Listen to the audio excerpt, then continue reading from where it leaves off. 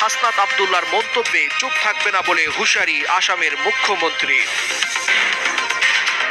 ভারতীয় হাই কমিশনারকে হুমকির অভিযোগে দিল্লিতে বাংলাদেশ হাই কমিশনারকে তলব। দুই হাই কমিশনের পাল্টাপাল্টি তলবে উত্তপ্ত ঢাকা দিল্লির সম্পর্ক।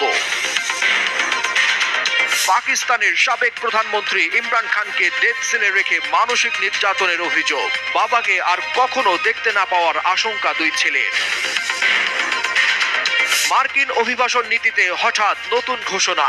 যুক্তরাষ্ট্রে প্রবেশে ফিলিস্তিন, সিরিয়া সহ ৮ দেশের উপর নিষেধাজ্ঞা। অবাক সিরিয়ার প্রেসিডেন্ট আহমেদ আল শারা। অস্ট্রেলিয়ায় বন্দুক হামলায় অসংখ্য প্রাণ বাঁচিয়ে ব্যাপক আলোচনায় মুসলিম ফল বিক্রেতা। ট্রাম্প থেকে শুরু করে বিশ্ব নেতাদের প্রশংসায় ভাসছেন সাহসিকতার জন্য।